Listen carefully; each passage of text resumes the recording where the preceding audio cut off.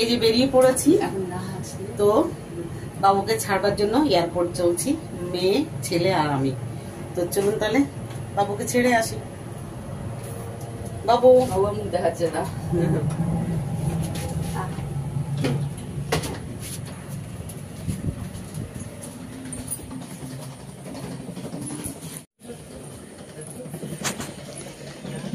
বললাম না এই সাইডেই দাঁড়িয়ে আছে।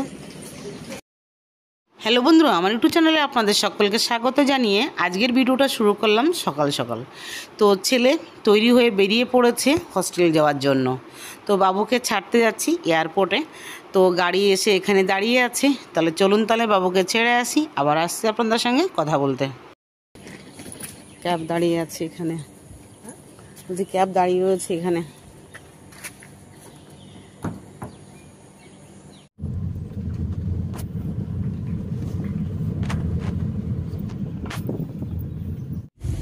এখন তো নেই না,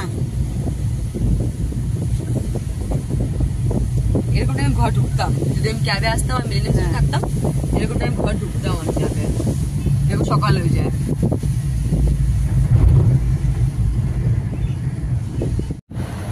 তো পৌঁছে গেছি এয়ারপোর্ট। দেখুন দেখা যাচ্ছে, ওই দেখা যাচ্ছে। আর যত কাছে আসছি ততটাই মনটা খারাপ লাগছে। 2 মাস এসেছিল ছেলে, তো ঘরটা আমার ভারী ভারী লাগতো। তো তাহলেও যেতে হবে পড়াশোনার জন্য বাইরে, আটকে রাখলে তো হবে না। তো যতই কান্না পাক না কেন বাবুকে ছাড়তেই হবে। এই যে 2 ভাই বোন দাঁড়িয়ে আছে, আমি ভিডিওটা শ্যুট করছি। আর এখানে বেশিক্ষণ দাঁড়াবেও না বাবু, ওই যে লাইনে দাঁড়িয়ে গেছে সবাই। তো এখানে গেট পাস করছিল আর আমি ওই যে বাবুর ঢুকে যাচ্ছে ভেতরটা। আমার বুকের মধ্যে বহুত কষ্ট লাগছিল, এত কান্না পেয়ে গেছিলো। একটু ফিরেও তাকিয়ে দেখলো না যে পিছন দিকে দাঁড়িয়ে একটু দেখবে, সেটাও দেখে না, চলে গেল ভেতরে। তো আমরাও বেরিয়ে পড়লাম ঘরে যাবার জন্য। মেয়েও একটু রেস্ট পায়নি, ও এলো ঘরে আর আমি সঙ্গে সঙ্গে নিয়ে বেরিয়ে এসেছি। আমি একাই আসতাম, কিন্তু একা ভালো লাগলো না, মনটা ঠিক লাগছিল না। মেয়েকে বললাম বাবা তুইও চল, তো মেয়েও চলে এলো। তো চলুন তাহলে আবার আমাকে বাড়ি ফিরতে হবে, মানে ধানবাদে ফিরে আসতে হবে।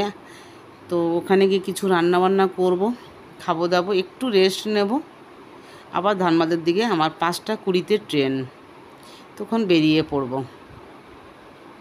তো দেখুন চলছি, এত সুন্দর লাগে সাইডের সিনারিগুলো দেখতে। এখন যাচ্ছি মা আর মেয়ে দুজনে মিলে। বহুত কষ্ট ছেড়ে যেতে।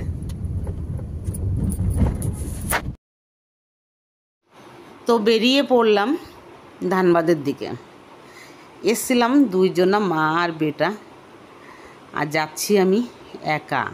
মেয়ে তো এখন ছুটি পাবে না, ওই জন্য মেয়ে এখন বাড়ির দিকে আসতে, ও কলকাতা থেকে এমনিও ধানবাদে আসতে চায় না, ওখানেই ও বেশ ভালো থাকে। আর ছেলে ধানবাদে আসতে ভালোবাসে। তো কিছু করবার নেই, আবার আসবে বাবুর ডিসেম্বর মাসে, 4 মাস পরে। পুজোতে বলেছিলাম আসতে, তো বলছে মা পুজোতে ছুটি থাকবে না, এলে আমার কলেজটা বন্ধ করেই আসতে হবে। তারপরে আমরা ঠিক আছে তাহলে কলেজ বন্ধ করে আসতে হবে না, কলেজ বন্ধ মানে ছুটি দিলেই তারপরেই আসবে। তো বসে আছি আর সাইড দিয়ে গাছ কাটছিল, দেখছিলাম। আর বাসটা একদমই ফাঁকা। তো দেখতে দেখতে দেখবেন ভরে যাবে। বেশ সুন্দর জায়গাটা, আমার সাপুজিটা ভীষণ ভালো লাগে। তো বাসটাও এখন ছাড়বে, ছেড়ে দিয়েছে।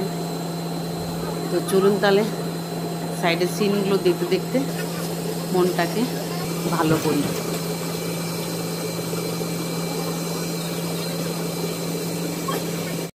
এখন দাঁড়িয়ে আছি বিশ্ব বাংলা গেটের নিচে। এখানে হচ্ছে সিগন্যালের জন্য দাঁড়িয়ে গেছে বাসটা। আর ভীষণ আকাশে মেঘ করেছে, জানি না যেতে যেতে বৃষ্টি আসবে কিনা।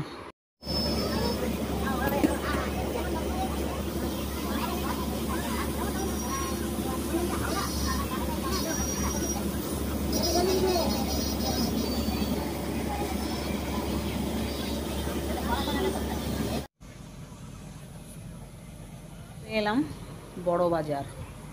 বড় বাজারের উপর দিয়েই চলছি, আর কিছুক্ষণ বাকি আছে হাওড়া পৌঁছাতে। তো দেখছি সাইড দিয়ে এত ভিড় ছিল, বাস দাঁড়াচ্ছে আর যাচ্ছে, দাঁড়াচ্ছে আর যাচ্ছে। খুব ভালো লাগছিল সাইডের সিনারিগুলো দেখতে, ওই জন্য ক্যামেরায় ক্যাড করলাম।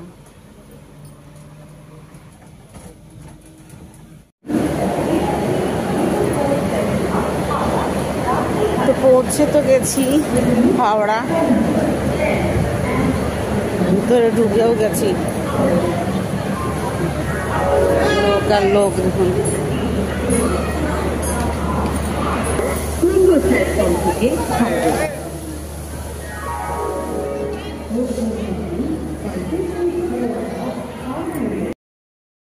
তো বসে গেছি ট্রেনে, আর খুব সুন্দর টাইমে পৌঁছিয়ে গেছি হাওড়া।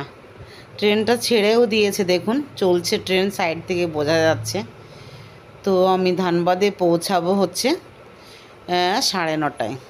তবে চলুন আবার দেখা হচ্ছে।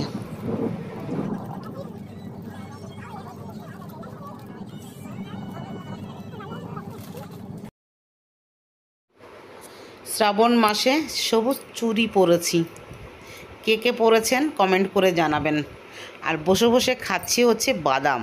একজনা বাদাম বিক্রি করতে এসেছিলো ভেতরে, বাদামটা কিন্তু বেশ সুন্দর, বাদামগুলো সুন্দর ভেজেছে আর এত সুন্দর টেস্ট, বেশ ভালো লাগছিল।